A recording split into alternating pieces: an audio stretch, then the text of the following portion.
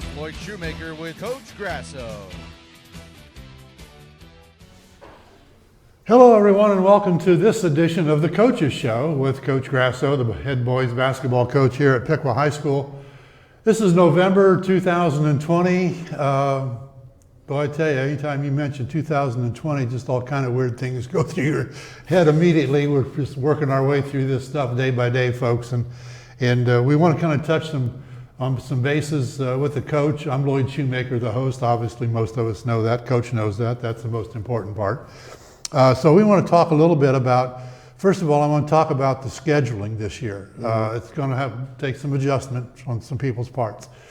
According to what I learned from our athletic director, Chip Hare, the varsity, you guys are going to be playing on Wednesdays and Saturdays.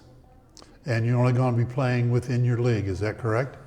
Wednesdays and Fridays. Wednesdays and Fridays, I'm sorry. Wednesdays and Fridays. And then, yes, as of now, we are scheduled home and home with everyone in our league, so a round robin of 18 games. And then the conference did agree to allow each school one outside at the end of the season before when the state tournament would start. So we are scheduled on, I think, February the 13th to host Tecumseh. Okay. But yeah, so it's mostly, like I said, it's a round robin in the league. But is that a scheduled date that you will be playing before the tournament starts or after? Yeah, the tournament would starts? start the following week. Okay, so it's not like football. If you're out, you can play another game. Right, correct. Okay, and then the JVs are playing on Tuesdays and Saturdays. Tuesday night, Saturday morning, JV and freshmen. Yes. Yep, Tuesday night, that's Saturday correct. morning. That's correct. Okay. So, and then the girls are mixed in there someplace. They're actually starting this week. Most of the 25th. schools in our league have Next week, actually. Yeah, they have a JV and a varsity, so it's pretty easy for them. They are just flipping whomever we play. It's the opposite. So Right. we open at Butler on Wednesday night on the December 3rd or 2nd, whichever that Second. is. And then they play Butler at home here. But they'll play JV and varsity because they don't have a freshman team this year. Correct. Although, however, we do not have a JV team this year, as I understand the girls. It's only a varsity team. So. Oh, I thought They just had defections and injuries, and they're down to just enough to field the varsity. So that's where they're at. Oh, that's too bad. Yeah, That's really too bad. Let's talk a little bit about, so if anybody's got any questions about the schedule, if you're confused about that, I think you can probably find it on the Indian webpage, the schedule. Yep. Or you can call the athletic department. Don't call the coach, call the athletic department, and they'll get you a schedule on when everybody's playing. But it's going to be pretty simple. JVs, Tuesdays and Saturdays, Tuesdays at 6, Saturdays at 10. Varsity is Wednesdays and Fridays.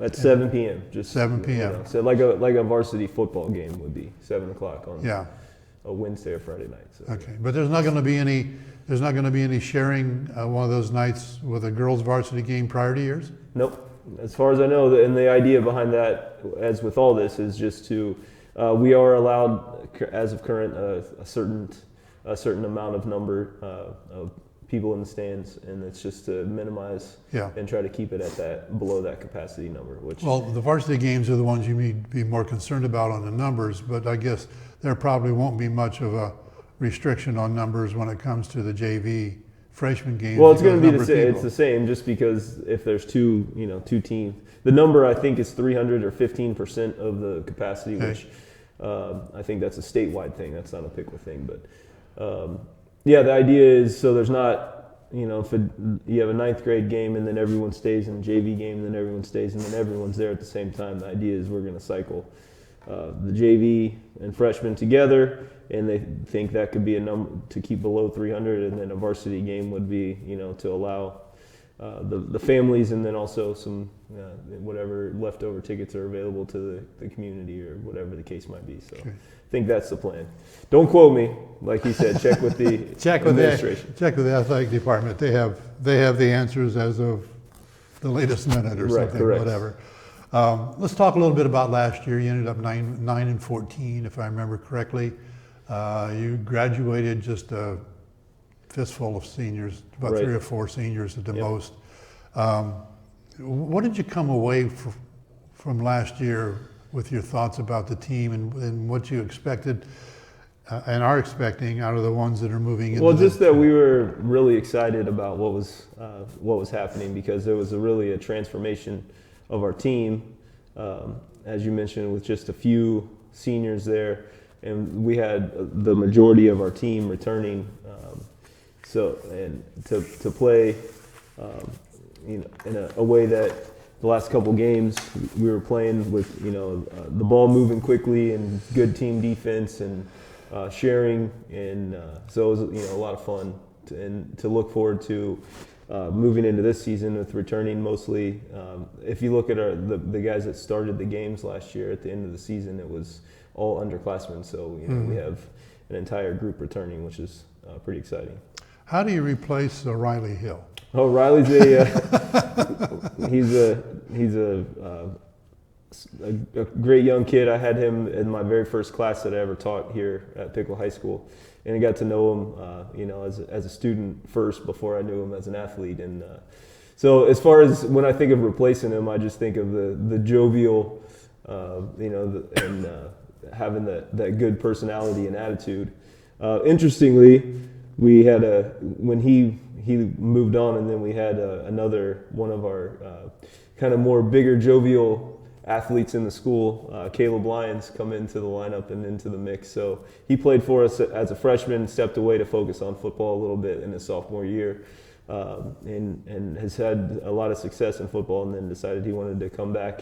And he worked with us all summer and everything. So even though there's no replacing Riley, in a way we kind of did. So that's kind of interesting. Well, the thing about Riley was that he would absolutely shock people when he'd step out and take that three and make it. Yeah, he's a skilled big guy. He'd shoot it and pass it, and so that was to see a 300-pounder out there hitting the threes, and sometime a step or two behind the 3-point line. He was right on line. Yep.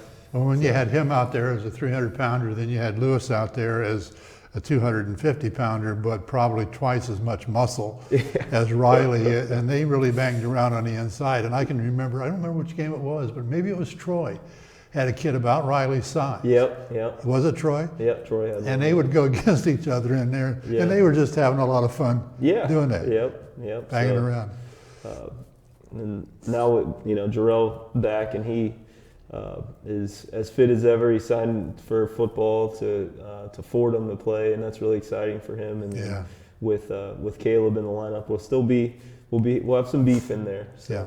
Well, you got Shrub. You got some height with 6'4" Shrub. In there, and Burns is what, 6'3"? We're excited about the possibility of having a few different ways to play this year potentially. So. Well, I think last year when we got into talking about the season beginning, and having watched a couple of your practices and the scrimmages, it looked to me almost like at any time you could put 5 more guys on the floor and not notice the difference. Mm-hmm.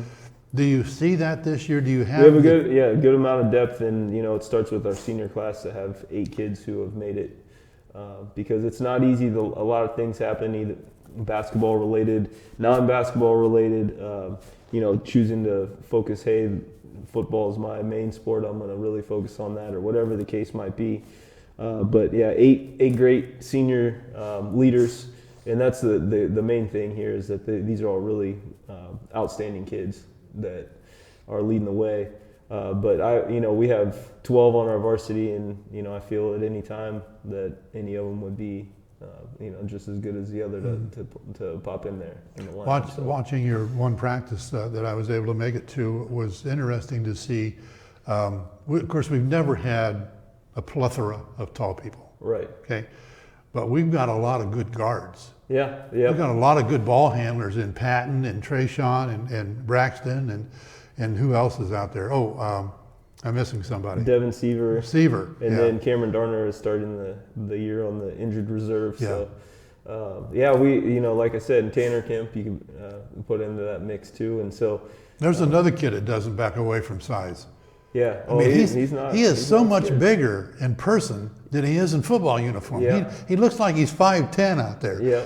But he's just slender and plays, strong. He plays, and I think you see that in football too. He's a big hitter on defense, and then when he runs it, he's running guys over, and he kind of plays in a similar manner in basketball as well. So, yeah, as we mentioned, it's we have some depth and more than I've had as a head coach. The other thing I would say about that, for this group of seniors being 4 years, this is also my 4th year as a head coach. So, I think that's really the true test of how a program has evolved and advanced, is where you are after the 4 years of having guys, in the program since the time they were freshmen. So this is the first time you can say that, where everyone in the high school has only had me as the head coach, and run our system and do our practices and off-season programs and lifting regiments and things like that. So he did a good job. Great! He was in there, great job, and he instituted some basic fundamentals on a lot of those kids that weren't getting it down at the 5th and 6th grade like they should have been. And I think your program is probably pretty well integrated down in that 5th and 6th grade group now, I would think. But one thing I want to ask you about Tanner is a little bit of an attitude. Well, maybe a little bit isn't the right word, but an attitude. And he likes to succeed and he likes to do well out there. How's that managing so far? Yeah, Tanner has grown up a lot, and I think football and success in football has had a lot to do with it. As he was coming up through middle school and freshman ball and things like that, there were some times where he, like you say, it's just from a desire to win. Yep. And so now, he has really been under control and controlling his emotions and things like that, and it's really showing in his game, because he doesn't there's not the highs and lows, it's the steady eddy, and that's really valuable. Now, is he playing under the basket? Is he playing out on a wing? Yeah, he's a guard, so he's out, handling the ball, and but he's not afraid to drive in there and take some contact, like we said. No, he's not. And get on the boards and rebound a little bit. So if you had to identify 5 guys and say, let's go play, who's the starting 5? It's just to say the 5 who were starting off yesterday in Group 1, and that's just it's loose because it could change from day to day, and depending, as we mentioned, we can possibly, depending on game to game, if we see certain matchups and things we want to look at. But we had Drayshawn at the point, and then Devin Seaver as another guard. Dylan Cheney is kind of a forgotten man in there, who ended up starting for us at the end of the year and played on the JV a lot of the year last year. But he's just a hustler, hard worker, hits the boards, was always willing to guard somebody bigger than him, takes care of the ball and makes the right decisions. And Garrett Shrub, as mentioned, he'd be a 3-year starter for us. And then we had actually Caleb Lyons in there last night to kind of put a little bit of that beef in there, as we talked about, to get it going. But as mentioned, depending upon, we're comfortable making some switches, and I wouldn't be surprised to see a small lineup. I wouldn't be surprised to see a couple more big guys in there at the same time, depending upon who we're playing. So, sure. Well, it's good to know that you got those options. Yeah, absolutely. You had a scrimmage last week with Greenville. Yes.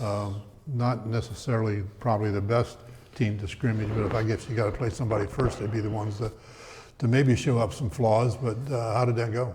It's good for our team just to get the chance to go and play against someone else. So, we to the credit of these guys, when you practice against each other, sometimes it gets repetitive, and you get tired of beating up and banging on each other so much. But they bring it each and every day, and I think that's part of they're used to it in football, because a lot of these guys go back and forth at each other, and some of them play similar positions, like a Caleb lining up against Jarrell, maybe on the offensive and defensive lines, and they'll go at it a little bit in practice. But as far as getting a chance to play somebody else, it's always refreshing, and it was it went about as well as we expected it to go. So we have another one tonight. We're at Xenia, which will be a different challenge, and that's kind of what I was hoping to get. We were limited this year. We're only allowed to do scrimmage within the conference as well. Yeah. So normally I like to schedule outside, and teams that we'll never see again and never have to think about, other than, hey, they play this style, or hey, this is one of the tougher teams in the area that might look like such and such when we play, or hey, this team might be kind of a confidence builder type team for us. So essentially this year all we did was just set up the teams that were towards the end of the schedule because we wouldn't want to scrimmage Butler and then play them the first game and give away all of our and you start out Butler and Sydney. Butler and Sydney, yep, which is kind of it's the way our schedule has shaped up every year since I've been here. However, we've been able to sprinkle in some out-of-conference games to start the season. And we actually had that set up this year with Milton, and obviously that one didn't happen. So we're going to have to, maybe next year we'll be able to get that back in. It would have been nice just to start kind of in the way that, an Ohio State they get to play a Bowling Green or somebody in the beginning of the season just to Central Michigan, somebody like that. Play somebody out of conference to, get going, and then you go into conference. But such is life in 2020, as you said. Yeah. Well, and your holiday tournament is tournament. Yeah, we're not able to do that this year since it's out of conference. And normally another one, we're the two-time defending champions at both varsity and JV. So, it would have been nice to have a chance to defend again. And but as we said, we'll do it. Yeah. I keep reminding the players, hey, every practice and scrimmage and we get into the games, each one that we get is a blessing this year. Yeah, absolutely. And of course, the teams you played in that holiday tournament were teams you weren't normally going up against, like Lehman and Troy Christian. Yeah. And then, of course, playing teams like Rushi and Covington and some of those. Yeah, those have been in the past. Yeah. We've never taken on Fort Loramie or those guys, have we? Not in the recent years. The first couple of years we had here, we had some games with Elida, Wapakoneta, the teams in that conference. Yeah, Elida's a good team to play. They're always solid. Good, yeah. It's a tough basketball conference up there. A little bit of a trip, but that's we had to focus in on teams that are a little closer. And one thing about that is when we go into, you say Elida, is a great team, and if you play them to their 16-win team in their league, but if you put that, you go to the our sectional draw and say you lost to Elida by 7 points, he played it doesn't really mean anything to the coach of Centerville and Springfield. Yeah. So we try to also keep that in mind where we're going to try to put in, when we have these just 4 games out of conference schedule anyway, we'll try to at least have an idea, let the coaches who we have to get seeded by in the tournaments, that they might know who they are. I meant that comment more from the standpoint that you're playing a quality team, which definitely gives you a better idea of how good you are compared to them. Now, it doesn't help you down in the sectionals. Right. But from the standpoint of developing your talent, I think it has to have some effect. 100%, yeah. Some good basketball up there. What are you looking at? Have you had a chance to think about the league this year, basketball-wise? I mean, I have. And who's got it? Who doesn't? So, the first thing I will say is, this year more than ever this league is as balanced as it's ever been.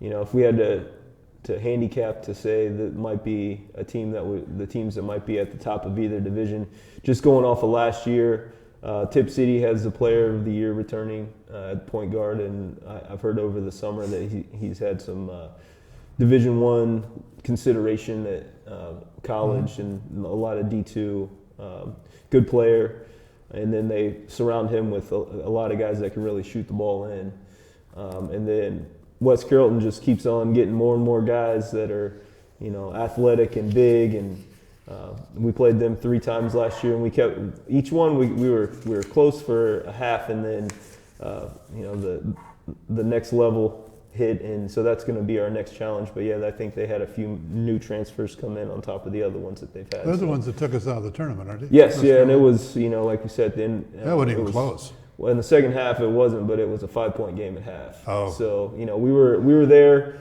started missing some shots, they made a couple, the next thing you know, you're down 15 or so, and with some good talent that they have. And a lot of athleticism. So, and athletic, yeah. So. What about Sydney? Sydney is, they bring back quite a few guys that played for them, and I mentioned this to the team. That's one that we really want this year because of each team in our league. Since I've been the head coach for 4 years, we've been able to defeat and one, two, multiple times, but we haven't got Sydney, and they've had some really good players. Yes, they have. And so high-end talent with Andre Gordon, some other guys who were college caliber athletes and that have moved on. But that said, they still have some really good athletic guys coming in back this year. So we have those Sydney games especially circled this year.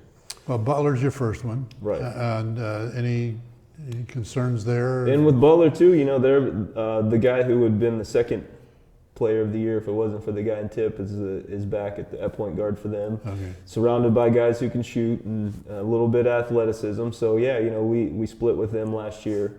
They got us real good on the first one, and we got them actually at their place. So it was back close and back and forth, and that was the first one I think that really turned the tide where our guys last year started to believe because. Last year was the first time we went back in the record books, and it was the first time that Piqua had defeated Butler and Troy at their places since the early 2000s.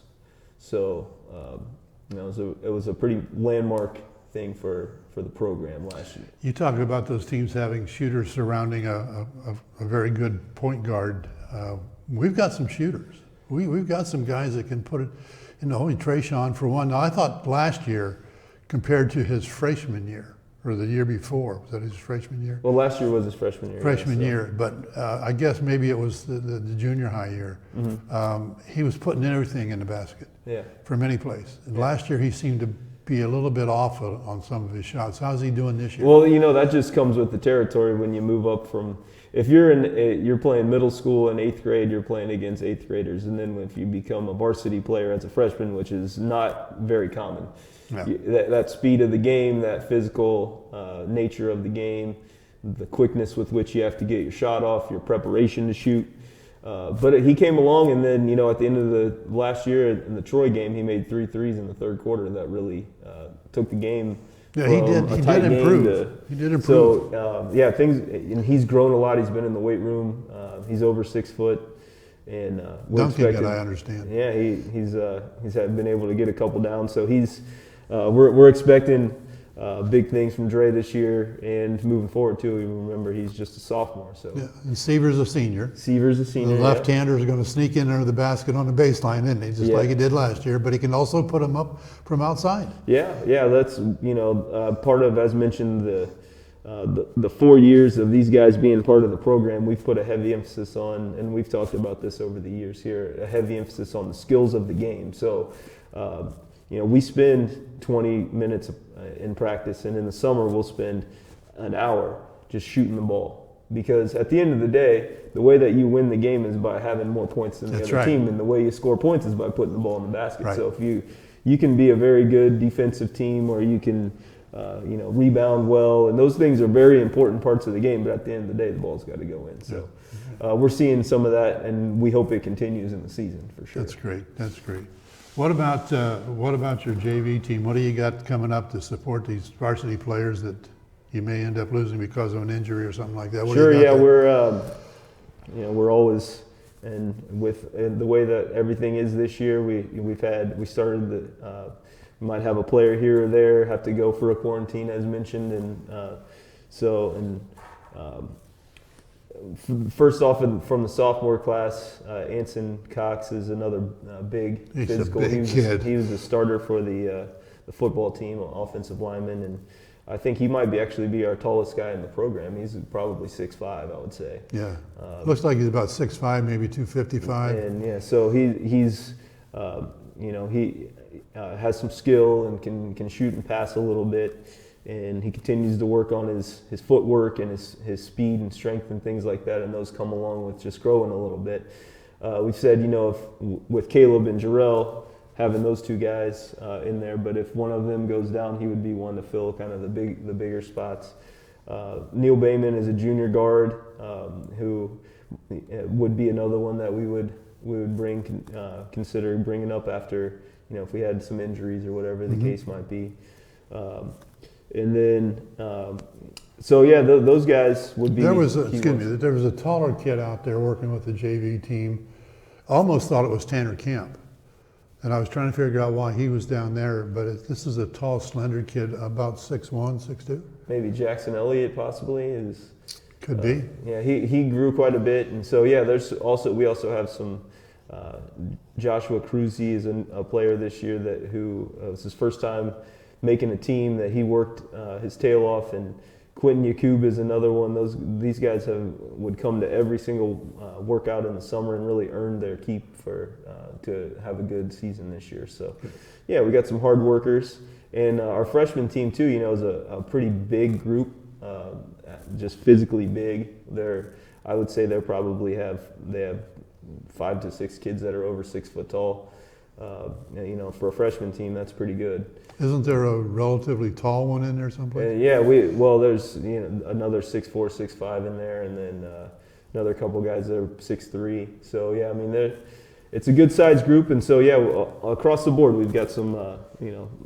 We keep on being able to improve at the younger levels too. So at the coaching level, you picked up Colton Bachman as a freshman. Pickup. That's a big pickup, man. I'm telling you. When I walked in that gym and saw him there, I thought, "Holy cow!" Very happy to have Colton back. So he is we call him the Piqua GOAT. He's a legend for what he did for the basketball program in the last when he was here in the last 6 to 8 years, and recently graduated college, and so happy to have him be a part of our program now. So. Okay.